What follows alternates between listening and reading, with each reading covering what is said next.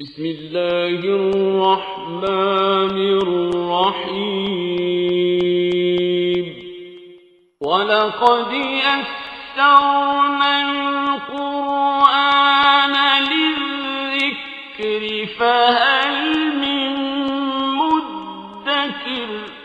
السلام علیکم ورحمۃ اللہ۔ الحمدللہ وکفیٰ وسلام علی عبادہ الذین اصطفیٰ، اما بعد فاعوذ باللہ من الشیطان الرجیم، بسم اللہ الرحمن الرحیم، حامیم والکتاب المبین، انا جعلناہ قرآنا عربیا لعلکم تعقلون۔ سورہ زخرف کا آغاز ہوتا ہے۔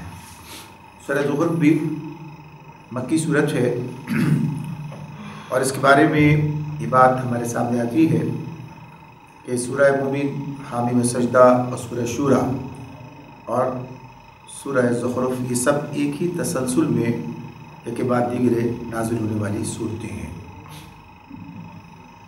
اس صورت میں بھی مشرکین مکہ کو مخاطب کیا گیا ہے، اور ان کے جو جاہلانہ اوہام ہیں، عقائد ہیں، ان کو تنقید کا نشانہ بنایا گیا ہے، اور نہایت محکم و دلنشین طریقے سے ان کی نامعقولیت کو ان کے اوپر واضح کیا گیا ہے، اور دعوت کا، فہمائش کا تنظیر کا انداز یہ ہے کہ جس کے اندر بھی تھوڑی بہت معقولیت موجود ہے وہ اس سے متاثر ہوئے بغیر نہیں رہے گا۔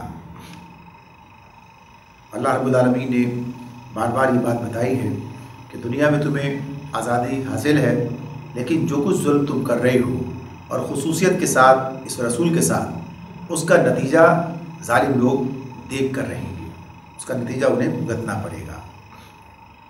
ان کے وہ جاہلانہ جوابات جو نبی اکرم صلی اللہ علیہ وسلم کی دعوت کے جواب میں وہ دیا کرتے تھے، ان کو بھی تنقید کا نشانہ بتایا گیا ہے کہ وہ مذہب اور وہ تمام عقیدہ جو انہوں نے بیان کرتے ہیں، جو کچھ کام یہ کرتے ہیں، ان سب کے بارے میں ان کے پاس دلیل کوئی نہیں ہے، سوائے اس کے کہ یہ کہتے ہیں کہ ہم تو اسی طریقے پر چل رہے ہیں جسے ہم نے اپنے باپ دادا سے پایا ہے۔ اور پھر ساتھ ہی ساتھ ایک بات یہ بھی کہتے ہیں کہ اگر اللہ کی مشیت نہ ہوتی تو ہم کبھی بھی یہ کام نہ کرتے۔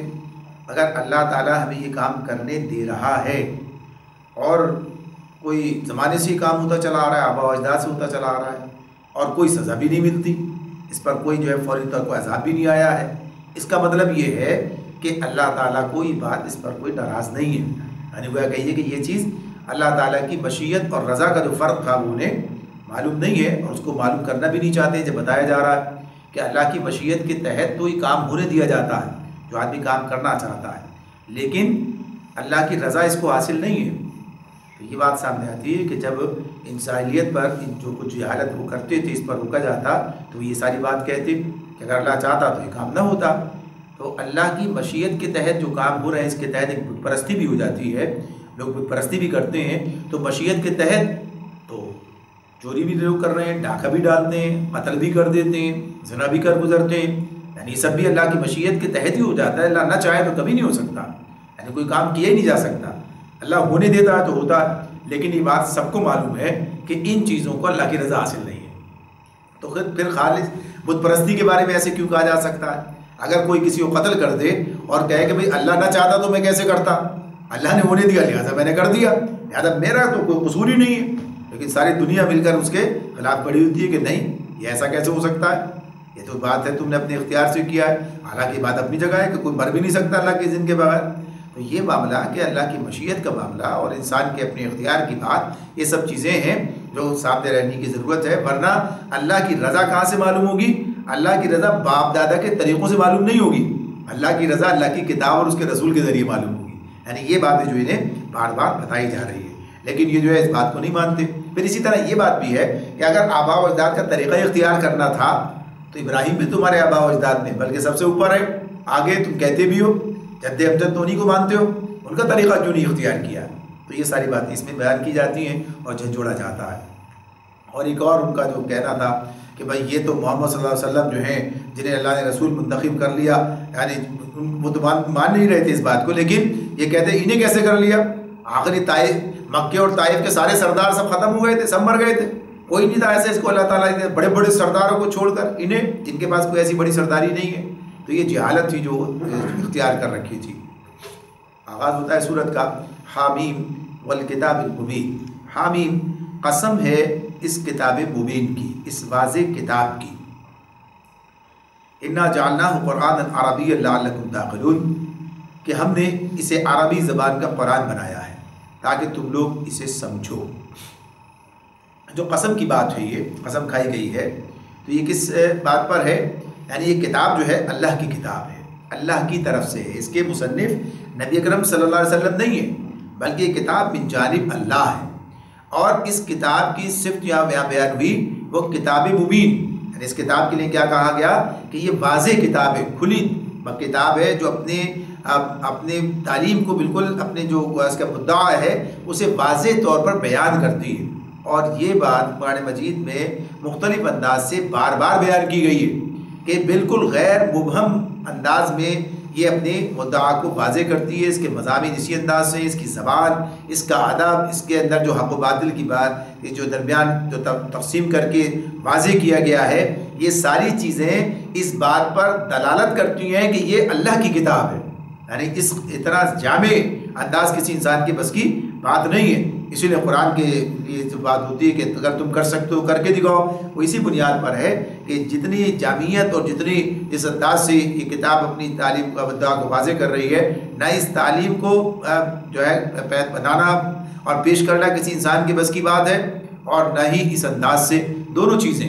تو اس لیے یہ کتاب کی طرف جو متوجہ کیا جاتا ہے کہ یہ بے نظیر کلام ہے اللہ تعالیٰ کا، تم اس سے بھی ہدایت حاصل کر سکتے ہو. یہ بھی ایک دلیل ہے، ایک معجزہ ہے جو تمہارے سامنے رکھا جاتا ہے. اور پھر جو کہا انا جعلناہ قرآن عربیہ، یہ بات بھی قرآن مجید میں اس سے پہلے بیان ہوئی. سورہ یوسف کے اندر بھی اسی طرح سے بات آئی ہے، انا انزلناہ قرآن عربیہ لعلکم تعقلون، یہی بات تھی، اسی انداز سے کہا ہے. تو یہاں جو بات پھر یہ دہرائی ہے اور جگہ پر آئی ہے وہ اسی حوالے سے ہے کہ چونکہ اللہ تعالیٰ نے عربوں کے اندر اس کتاب کو نازل کیا ہے، لہٰذا انہی کی زبان میں اس کتاب کو نازل کیا گیا ہے. یعنی جہاں جہاں کتابیں اللہ تعالیٰ کی آئی ہیں، جن قوموں کے درمیان آئیں، انہی قوموں کی زبان کے اندر ان کتابوں کو بھیجا گیا تاکہ وہ اسے اچھی طرح سے سمجھ سکیں، تاکہ وہ اسے اچھی طرح سے جان سکیں، اسے اچھی طرح سے پہچان سکیں، وہ اپنا مدعا ان پر واضح کر دے، اور پھر اس کے بعد ساری دنیا کو یہ بات بتائے. اس کا مطلب یہ نہیں ہے کہ وہ صرف انہی کے لیے، بلکہ اس کا مطلب یہ ہے کہ پہلے ان کے پاس جن کے درمیان کتاب نازل ہو رہی ہے، جن کے درمیان رسول بھیجا جا رہا ہے، کہ وہ اسے اچھی طرح پرکھیں، سمجھیں اور اسے اختیار کریں، قبول کریں، اور پھر اس کے بعد اسے دنیا تک پہنچائیں. یہ اللہ کا نظام ہے جو اس نے دنیا کے لیے بنا رکھا ہے. تو اس اعتبار سے یہ بتایا جا رہا ہے کہ یہ کتاب جو ہے یہ اللہ تعالیٰ کی طرف سے عربی زبان کے اندر نازل کی گئی ہے. اسے اللہ نے عربی کا قرآن بنایا ہے لعلکم تعقلون، تاکہ تم لوگ اسے سمجھو. قرآن کی بات بھی اسی طرح ہے. قرآن کیا ہے؟ اس کے لیے جو لفظ قرآن اختیار کیا گیا ہے، یعنی بہت زیادہ اور ہر ایک کے پڑھی جانے والی کتاب، یعنی بہت زیادہ ہی پڑھی جاتی ہے بار بار، اور ہر ایک کے لیے ہے. جیسے ہدی للناس، سارے انسانوں کے لیے ہدایت ہوئی ہے. قرآن مجید جو ہے یہ صرف عربوں کے لیے نہیں ہے کہ عربوں کے لیے تھا، عرب پڑھتے اسے عربی میں، بلکہ یہ تمام لوگوں کے لیے. اور آج ہم دیکھتے ہیں دنیا کے اندر جو ہے، پوری دنیا میں ہمیں قرآن کے قاری جو ہیں وہ نظر آتے ہیں، قرآن کے پڑھنے والے ہمیں نظر آتے ہیں، قرآن پر ایمان رکھنے والے ہمیں نظر آتے ہیں، اور قرآن سے ہدایت پانے والے بھی نظر آتے ہیں، اور قرآن کی ہدایت کو سمجھنے اور سمجھانے والے دنیا کی ہر زبان کے اندر آپ کو نظر آتے ہیں. یعنی قرآن کے عربی میں ہونے سے ایسا نہیں ہوا کہ کسی اور زبان کے ماننے والے اس قرآن کو سمجھ ہی نہ سکے، بلکہ ہم دیکھتے ہیں کہ اس سے بھی زیادہ آگے بڑھ کر لوگ کام کرنے والے ہمیں عجم کے اندر نظر آتے ہیں. دنیا کی ہر زبان کے اندر تفاسیر موجود ہیں، دنیا کی ہر زبان کے اندر قرآن کے سمجھنے والے اور اسے بیان کرنے والے موجود ہیں. یہ سارا اس قرآن کا اعجاز ہے. تو کہا کہ یہ بہرحال جس وقت نازل ہو رہی تھی جن لوگوں کے درمیان، تو ان سے کہا جا رہا ہے تم تو سوچو، غور کرو تمہاری زبان میں، اور لعلکم تعقلون، تاکہ تم عقل سے کام لو، عقل استعمال کرو. یہ کتاب تمہیں بتا کیا رہی ہے، اور اس کتاب کی چیزوں پر دلالت کرتی ہے. تو آگے فرمایا وَإِنَّهُ فِي أُمِّ الْكِتَابِ لَدَيْنَا لَعَلِيٌّ حَكِيمٌ. وَإِنَّهُ فِي أُمِّ الْكِتَابِ لَدَيْنَا لَعَلِيٌّ حَكِيمٌ، اور در حقیقت یہ ام الکتاب میں ثبت ہے، اور وہ ہمارے ہاں بڑی بلند مرتبہ اور حکمت سے لبریز کتاب ہے. یعنی ام الکتاب، تو ام الکتاب کا کتاب کی ماں یعنی اصل کتاب. اصل کتاب سے مراد کیا ہے؟ وہ کتاب جو اللہ رب العالمین کے پاس ہے. اس کتاب سے تمام کتابیں جو دنیا کے اندر آئی ہیں اسی سے جو ہے اخذ کی گئی، اسی سے جو ہے منتقل کی گئی ہیں. اسی کو سورہ واقعہ میں کتاب مکنون کہا گیا، سورہ بروج میں لوح محفوظ کہا گیا. تو یہ ایک ہی بات ہے، یعنی ام الکتاب، کتاب مکنون یا لوح محفوظ، ایک ہی چیز کے 3 عنوانات ہیں جو اللہ تعالیٰ نے مختلف مقامات پر جو ہے بیان کیے ہیں. تو اس میں بتایا ہی جا رہا ہے کہ یہ جتنی کتابیں تمام انبیاء کی طرف بھیجی گئی ہیں، یہ کتابیں جو ہیں کوئی الگ الگ نہیں بلکہ ان کی اصل ایک ہی ہے.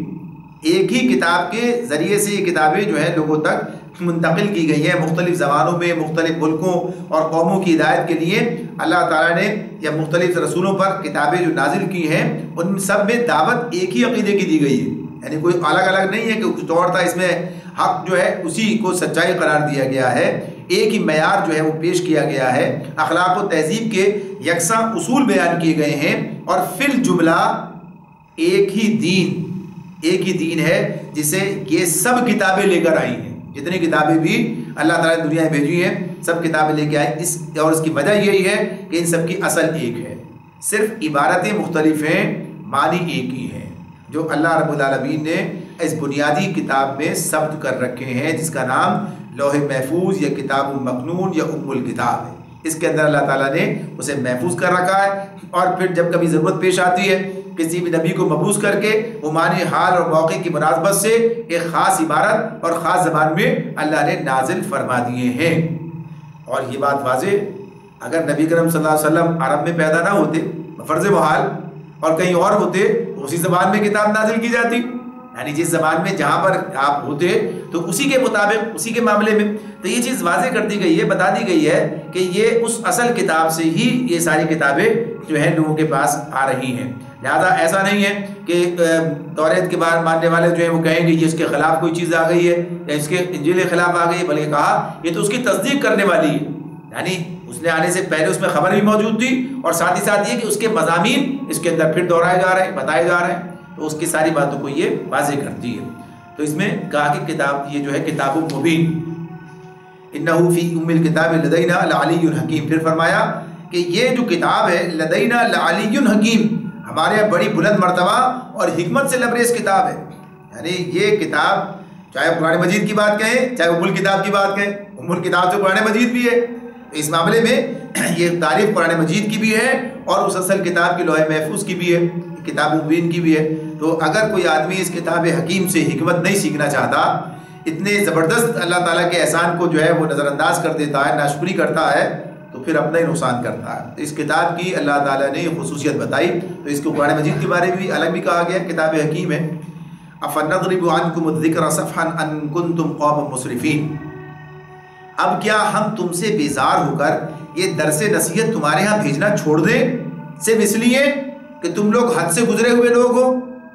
اللہ تعالیٰ فرماتے ہیں افنضرب عنکم الذکر صفحا ان کنتم قوما مسرفین، اب کیا ہم تم سے بیزار ہو کر یہ درس نصیحت تمہارے یہاں بھیجنا چھوڑ دیں صرف اس لیے کہ تم حد سے گزرے ہوئے لوگ ہو. تو یہ جو بات اس میں کہی جا رہی ہے کہ صرف یہ تمہارے لیے، اور ظاہر سی بات ہے کہ جس وقت قرآن نازل ہو رہا تھا اس وقت یہ قرآن کے مخاطب کتنے لوگ تھے؟ یعنی اس وقت مکے کے اندر جو لوگ موجود تھے جن کو یہ کتاب سنائی جا رہی تھی، جن کے سامنے یہ سارا منظر تھا جنہیں مخاطب کیا جا رہا ہے، تو صرف وہی تو اس کتاب کے مخاطب نہ رہے. آپ دیکھیے اس وقت سے لے کر اور آج تک، اور آج سے لے کے قیامت تک کتنے لوگ ہیں جو اس کتاب سے فائدہ اٹھائیں گے. کیا وہ لوگ جانتے تھے یہ بات؟ کیا انہیں یہ بات معلوم تھی کہ بس یہ تو ہمارے پاس آئی اور بات ختم؟ اب کیا یہ لوگ چند آدمی جو ہیں جو انداز انہوں نے اختیار کر رکھا ہے، ان سے مشتعل ہو کر، ان سے ناراض ہو کر ختم کر دیا جائے سارا کام اور چھوڑ نہ ان کے پاس بھیجی جائے کتاب؟ یہ کتاب انہی کے اندر سے اللہ نے، وہ لوگ نکلے، ایسے لوگ اس کے اندر نکلے جنہوں نے دنیا میں انقلاب برپا کر دیا، انہی کے ذریعے سے یہ بات آگے بڑھی. تو جو لوگ چند لوگ مخاطب ہیں سامنے بیٹھے ہیں اور کہہ رہے ہیں کہ صاحب یہ ہم یوں نہیں مانتے اور ہم وہ نہیں مانتے اور یہ دلیل اور وہ دلیل اور یہ معجزہ اور یہ مطالبہ، تو یہ بتایا جا رہا ہے اللہ تعالیٰ فرماتے ہیں کہ انہیں کیا معلوم. یعنی یہ چھوٹا سا ذہن اور چھوٹی سی، یعنی اس کی کوئی حیثیت نہیں، کوئی حقیقت نہیں، جو اللہ کے اللہ کے بارے میں کیا، اللہ کے کام کے بارے میں کیا، نہیں کچھ جانتے ہی نہیں ہیں، معلوم ہی نہیں ہے. تو کسی کے اس طرح سے کرنے سے کام رک نہیں سکتا. جانتے نہیں ہیں، یہ معلوم ان کی حیثیت ہی کیا ہے. تو جب اس تناظر میں آج دیکھتے ہیں تو بات ہماری سمجھ میں آتی ہے. یہاں وہ چند لوگ تھے، ان چند لوگوں سے ناراض ہو کر ہی سارا کام چھوڑ دیا جائے. ان کا تو انجام سامنے آ جائے گا، کتنے لوگ ہیں، اور آیا انجام ان کا سامنے. تو اللہ تعالیٰ فرماتے ہیں وَكَمْ أَرْسَلْنَا مِن نَبِيٍّ فِي الْأَوَّلِينَ، پہلے گزری ہوئی قوموں میں بھی بارہا ہم نے نبی بھیجے ہیں. وَمَا يَأْتِيهِم مِّن نَبِيٍّ إِلَّا كَانُوا بِهِ يَسْتَهْزِئُونَ، کبھی ایسا نہیں ہوا کہ کوئی نبی ان کے آیا ہو اور انہوں نے اس کا مذاق نہ اڑایا ہو. یعنی یہ کام جو تمہارے ساتھ ہو رہا ہے یہ پہلے بھی ہوتا رہا ہے، کوئی نیا کام نہیں ہے. اور جو رویہ تم نے اختیار کیا اس رویے کا معاملہ بھی یہی ہے کہ یہ بھی کوئی نیا نہیں ہے. کچھ لوگ ایسے ہوتے ہی ہیں جن کے مقدر میں گمراہی کے سوا اور کچھ نہیں ہوتا، جن کا معاملہ صرف یہی ہے کہ جہالت کی تاریکیوں میں رہنا پسند کرتے ہیں، اپنے جو ہے گویا کہ یہ خود غرضیوں اور مفادات کے چکر سے باہر نکلنے کے لیے تیار نہیں ہوتے، اور ان کی عداوت و شرارت جو ہے وہ بڑھتی چلی جاتی ہے. لیکن اللہ کی رحمت کا تقاضا یہی ہے کہ وہ لوگوں کے درمیان جو ہے ہدایت واضح کرتا رہے، بات بتاتا رہے.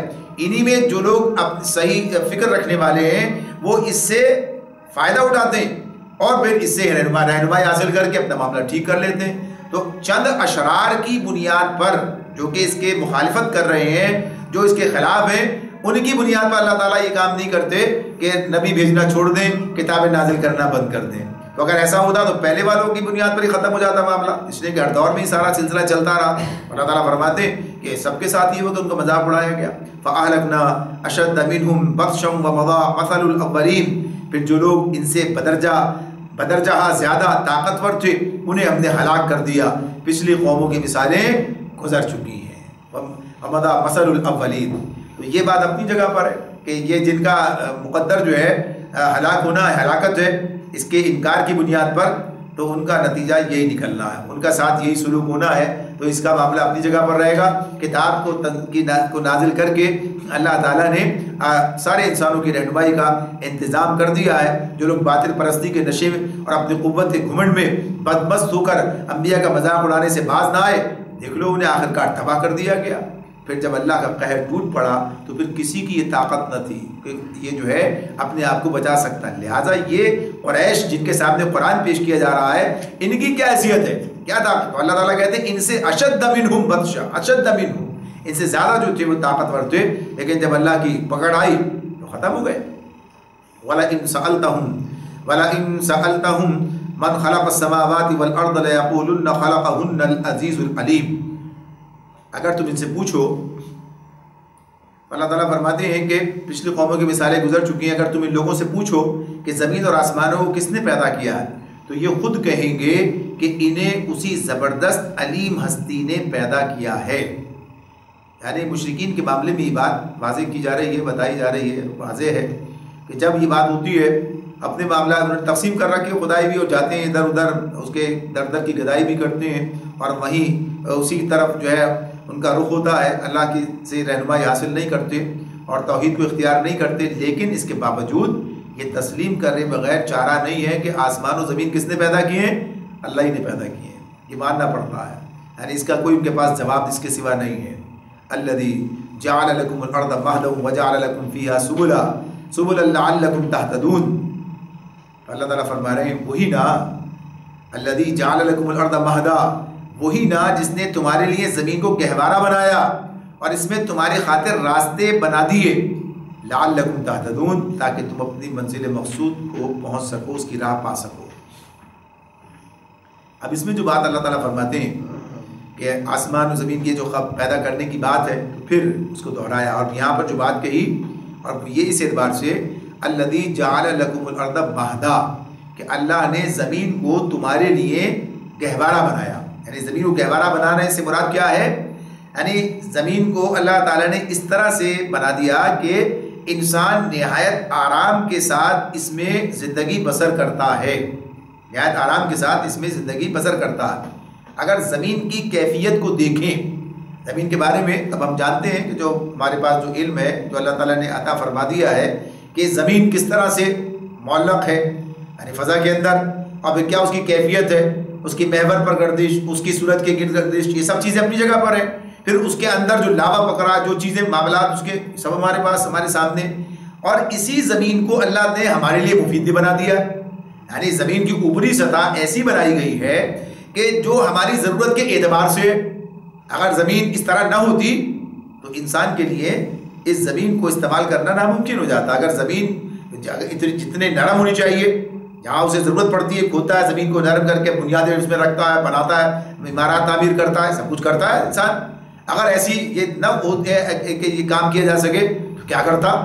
یا ایسی نرم ہوتی کہ اس کے اندر کچھ آدمی کھڑا نہ کر سکے تو بھی مشکل ہو جاتی. یعنی بالکل مناسبت جو انسانی زندگی کو درکار ہے اللہ نے ویسی اس کے لیے. تو گہوارہ کا مطلب کیا ہے؟ یعنی ایسا جیسے بچہ پگوڑے میں لیٹا ہوا، اس کے لیے آرام کے تمام ذرائع جو ہیں مہیا کر دیے گئے. تو یہ اللہ تعالیٰ کا فضل اور اس کی مہربانی ہے کہ اس نے ہمارے لیے اس کو ایسا ہی بنایا. تو اب یہ ایسی کیوں ہے؟ جو عقل رکھتا ہے، سوچتا ہے، یہی تو کہا تھا نا عقل رکھنے والوں کے لیے. آدمی سوچے خود بخود تو ساری چیزیں نہیں ہو جاتی ہیں. کائنات کے اندر تو بہت سے سیارے ہیں، ہم دیکھ رہے ہوتے ہیں. آج ہمارا علم، ہم ادھر ادھر جا رہے ہیں، دیکھ رہے ہیں کہ ہاں بھائی کہاں کیا ہے، کیسے ہے. تو انسانی زندگی جہاں ممکن ہے، اس انداز سے اس کو بنایا گیا ہے، تو یہی ممکن ہے. یعنی جو ہماری معلومات اب تک کی ہیں، اللہ عالم بالثواب آگے. تو اس اعتبار سے یہ بات اپنی جگہ ہے کہ اللہ تعالیٰ نے اس کو ایسا بنایا ہمارے لیے. اور پھر دوسری اس کی کیا خصوصیت بنائی کہ اس میں راستے رکھ دیے. وَجَعَلَ لَكُمْ فِيهَا سُبُلًا لَعَلَّكُمْ تَهْتَدُونَ. اس نے اللہ نے تمہارے لیے اس میں راستے بنا دیے. ابھی جو راستوں کی بات ہوئی، راستے کیسے بنتے ہیں؟ راستے جو اگر انسان جب دنیا کے معاملات پر غور کرتا ہے کہ بھئی یہ کیسے یہ راستے بنے اور کیسے ادھر کا انسان ادھر پہنچا، یہ بات تو معلوم ہے کہ آغاز میں ایک ہی مقام پر لوگ تھے. جیسے آدم علیہ السلام کو اللہ نے بھیجا دنیا میں تو صرف آدم اور حوا کو بھیجا تھا. اس کے بعد پھر یہ سلسلہ چلا اور دنیا میں پوری دنیا میں انسان پھیلے. طوفان نوح کے بعد بھی لوگ جو ہے ایک ہی جگہ پر تھے، پھر پھیلے دنیا کے اندر. تو یہ پھیلنا کیوں کر ممکن ہوا؟ اگر یہ راستے موجود نہ ہوتے، یعنی پہاڑوں کے بیچ میں جو درے اللہ نے بنا رکھے ہیں اور کوہستانی اور میدانی علاقوں میں دریا، ان کے ذریعے وہ قدرتی راستے بنتے ہیں، تو یہ اللہ تعالیٰ نے بنا رکھے. اگر یہ زمین پہ نہ بنائے ہوتے، یہ راستے نہ ہوتے، تو انسان کے لیے ادھر سے ادھر جانا، ادھر سے ادھر آنا ممکن نہ ہوتا. اور پھر یہ اسی کے ساتھ ساتھ سمندری راستوں سے اللہ نے ساری دنیا کو گھیر کے سب کو ملا دیا ہے. یہ سب بھی اپنی جگہ پر ہے. یہ اللہ تعالیٰ کا فضل، اس کی مہربانی ہے. اور پھر اسی کے ساتھ ساتھ یہ کہ تمام روئے زمین کو یکساں نہیں بنایا، بلکہ اس میں قسم کے امتیازی نشانات قائم کر دیے، جس سے لوگوں کو پتہ چلتا ہے، راستے معلوم ہوتے ہیں اور ایک علاقے سے دوسرے علاقے کا فرق محسوس ہو جاتا ہے. اگر ایسا نہ ہوتا تو پتہ چلتا کہ انسان راستہ ہی تلاش نہیں کر پاتا اور اس کے لیے ہر وقت جو ہے اسے قطب نما اپنے ساتھ رکھنے کی ضرورت پیش آتی. کیسے پہنچوں؟ یعنی جیسے صحرا کے اندر اور سمندر کے اندر انسان کو ستاروں کے ذریعے سے جو اللہ نے وہاں نظام رکھا ہے سمتوں کا، یا پھر قطب نما لے کے چل رہا ہوتا ہے کہ صاحب اس طرح سے وہ جو ہے پہنچتا ہے. یا یہ تو آج کے دور میں اب ہمارے پاس یہ بھی آ گیا کہ ہاں ٹھیک ہے کہ آج آپ لوکیشن سے جو ہے رہنمائی لیتے ہوئے جا رہے ہیں، اگر آپ کے پاس نہیں ہے تو یہ تو اللہ نے ایسا انتظام کر دیا ہمارے لیے کہ ہر وقت ہر جگہ انسان جو ہے اس سے فائدہ اٹھا رہا ہے. ہر دور کا انسان اٹھا رہا ہے، چاہے کسی بھی ترقی کے کسی بھی مرحلے کے اندر ہے. تو یہ اللہ کے فضل اور احسان کی بات ہے. اور اسی سے یہ بھی ہے لعلکم تہتدون، ان چیزوں کو دیکھ کر تم اللہ کی طرف بھی جا سکتے ہو. یعنی یہ بھی اللہ کی کاریگری، اللہ تعالیٰ کے فضل اور اس کی مہربانی، اور اس کو جو ہے اس کو بھی تم محسوس کر کے اپنے رب کو بھی پہچان سکتے ہو. یعنی یہ بھی ہدایت کی بات اس میں سے موجود ہے. والذی نزل من السماء ماء بقدر فانشرنا به بلدة میتا كذلك تخرجون، جس نے ایک خاص مقدار میں آسمان سے پانی اتارا اور اس کے ذریعے سے مردہ زمین کو جلا اٹھایا، اسی طرح ایک روز تم زمین سے برآمد کیے جاؤ گے. یہ مضمون بھی کئی بار آ چکا ہے. زمین میں خاص مقدار میں، یعنی ایک خاص جتنی ضرورت ہے. یہ بارش کا برسنا ایسا نہیں کہ ہر جگہ ایک ہی طرح سے برستی ہے. ہر جگہ کی ایک اوسط مقدار مقرر ہے، اس کے مطابق ہے. بعض جگہ بارش نہیں ہوتی، بعض جگہ بہت ہوتی ہے، لیکن اس سے سیلاب ساری دنیا کی زمین ہوتی ہے. یعنی اس کے فوائد جو ہیں، اگر یہاں کراچی میں بارش کم ہوتی ہے تو ایسا نہیں ہے کہ کراچی والے جو ہے پانی سے محروم ہو جاتے ہیں، اور اگر بالائی علاقوں میں زیادہ بارش ہوتی ہے تو وہاں تو جو ہے کوئی سیلاب آ جاتے ہیں. بلکہ اللہ کا ایک نظام ہے، اس کے تحت یہ سارا کام جو چل رہا ہے. تو یہ اللہ کا اپنا نظام اس نے بنا رکھا ہے، اس سے انسان مستفید ہو رہا ہے لیکن سوچنے کے لیے تیار نہیں ہے کس نے کام کیا. تو فانشرنا به بلدة میتا، اس کے ذریعے سے مردہ زمین کو اللہ نے جلا اٹھایا. کذالک تخرجون، اسی طرح ایک روز تم زمین سے برآمد کیے جاؤ گے. یعنی اسی میں اللہ نے ہمارے لیے بھی دلیل رکھ دی ہے کہ تمہارے لیے بھی تمہاری زندگی بعد موت کا جو معاملہ ہے کیسے، تو ایسے یہ بات بتائی. والذی خلق الازواج كلها وجعل لكم من الفلك والانعام ما ترکبون، وہی جس نے یہ تمام جوڑے پیدا کیے۔ اب یہ بھی اپنی جگہ بات ہے، جس طرح آپ آگے بڑھتے ہیں، خلق الازواج کلھا، یعنی یہ صرف انسانوں کے جوڑا ہی نہیں ہے بلکہ ہر چیز، بے شمار چیزیں ہمارے سامنے، اب یہ بجلی ہم دیکھتے ہیں، اسے استعمال کرتے ہیں، اس کا بھی جوڑا ہے، دونوں مل کر پھر کوئی نتیجہ برآمد کرتے ہیں، یعنی کرنٹ کے جو ہمارے سامنے۔ تو غرض یہ کہ ایک بات نہیں ہے، بعض کا بعض سے جوڑ لگتا ہے، عناصر ایک دوسرے کے ساتھ مل کر جو ہے نئی چیز بناتے ہیں، مرکب سے وجود میں آتی ہے، ہر چیز کا، نباتات کا، جمادات کا، ہم یہ سب دیکھ رہے ہوتے ہیں، حساب بنایا رکھا ہے اس نے، کیسے یہ سب چیزیں، اور اس کے فوائد اسی وقت حاصل ہوتے ہیں کہ جب وہ چیزیں ملا کرتی ہیں، یعنی وہ جوڑے مل کر جو ہے نتیجہ برآمد کر رہے ہوتے ہیں۔ سوچو، غور کرو، یہ دلائل کی بات ہے، عقل کو جو ہے استعمال کرنے کی طرف متوجہ کیا جائے۔ سوچو کیسے ہو گیا یہ، اسی نے جس نے تمہارے لیے کشتیوں اور جانوروں کو سواری بنایا تاکہ تم ان کی پشت پر چڑھو۔ یہاں جو بات کہہ رہے ہیں، جو کہا کہ وَالْأَنْعَامِ مَا تَرْكَبُونَ لِتَسْتَوُوا عَلَىٰ ظُهُورِ، تو اس میں یہ بات ہمارے سامنے رکھی گئی کہ یہ جو اللہ تعالیٰ نے انتظام تمہارے لیے کیا ہے کشتیوں کا، جانوروں کا، جنہیں تم سواری کے طور پر استعمال کرتے ہو، ذرا سوچو اور غور تو کرو، کیا دنیا میں کوئی اور مخلوق ایسی ہے جو یہ کام کرتی ہو؟ بھائی ظاہر سی بات ہے کہ یہ جو جانوروں کو سدھا کر اور جانوروں کو قابو کر کے انسان نے ان پر سواری کرنی شروع کر دی ہے، تو یہ کس بنیاد پر، یہ کشتیوں کو استعمال کرنا، یہ سب کیا ہے؟ یہ سب اللہ تعالیٰ کا فضل ہے انسان کے اوپر، کہ اس نے اسے ایک طرف تو ان چیزوں کو ایسا بنایا کہ انسان انہیں استعمال کرنے پر قادر ہو سکے، اور دوسری طرف یہ بات بھی کہ اسے وہ عقل اور سمجھ دی کہ اس سے کام لے کر وہ یہ کام اپنی ضرورت پوری کر سکے۔ اللہ تعالیٰ ہمیں سمجھنے اور عمل کرنے کی توفیق عطا فرمائے، انشاءاللہ بقیہ گفتگو کی مجلس میں کر سکیں گے۔ وآخر دعوانا ان الحمد للہ رب العالمین۔